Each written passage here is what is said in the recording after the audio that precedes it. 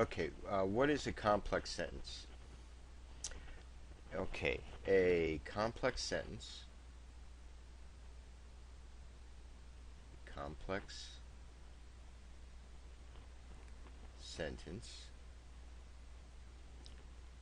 is a sentence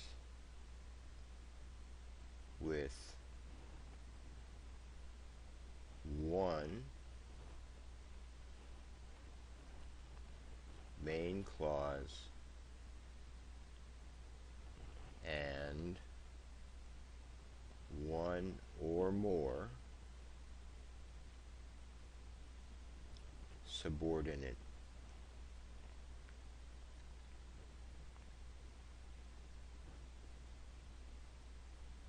clauses. Okay, so when we defined a sentence, we said a sentence had to have at least one main clause. So there's our one main clause.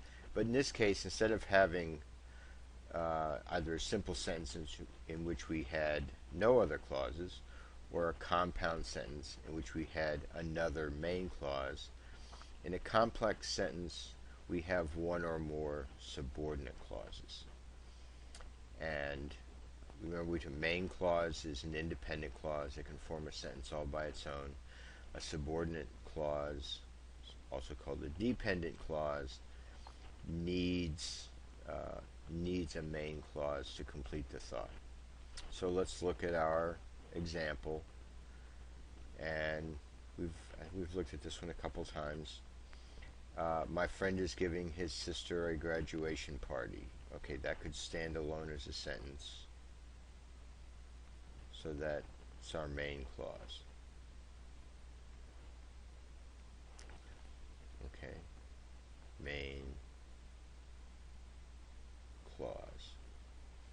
Now, if she does well on her English exam tomorrow, okay, that could not stand alone. It leaves the reader hanging, asking for more information. And so we say, no, that's a subordinate clause.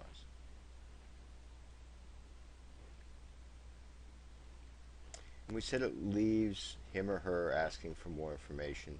And where does it get that? So where does the reader get that other information that he needs to complete the thought? Well, he gets it in the main clause.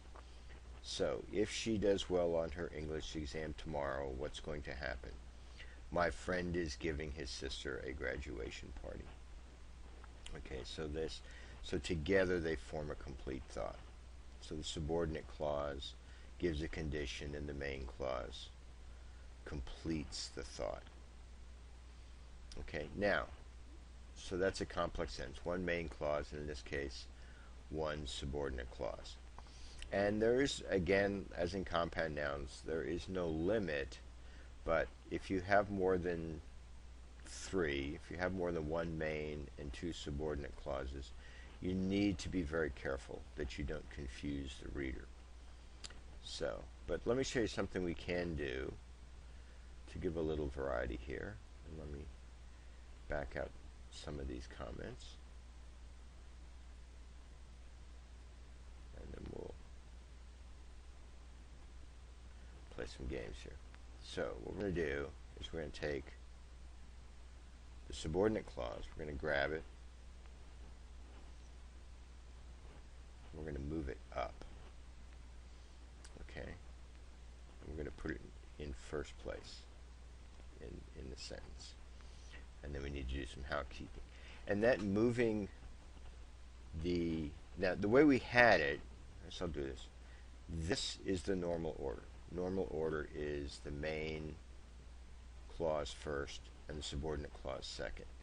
If we flip them around, this is called the inverted order, and we've just inverted the sentence. Okay, right, so we need to do some housekeeping. So let me get rid of some stuff here, get rid of the period. So we capitalize if, whoops, it's awful, capital I. Anyway, We lowercase the my since it's not the first letter anymore. We put the period after party. And to show that we've inverted it, we put a comma after the subordinate clause. So this clues the reader into what we've done. Now, if she does well on her English exam tomorrow, my friend is giving his sister a graduation party. So the reason we might want to do this is, like we said, the subordinate clause leaves the reader asking for more information.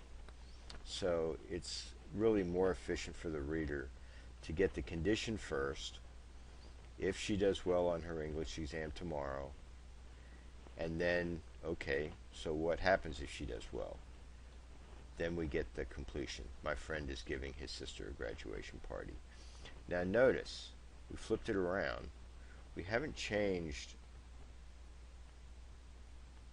the clause. The first one is still the subordinate clause.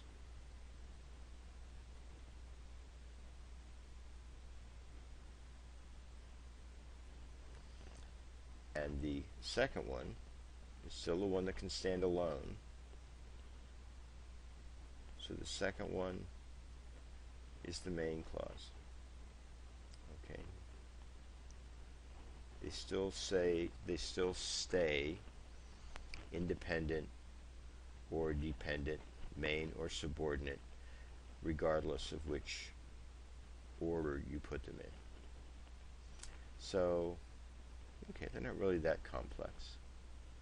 But when we study more about subordinate clauses, we'll see that you can really get some sophisticated ideas using complex sentences. I will talk to you later.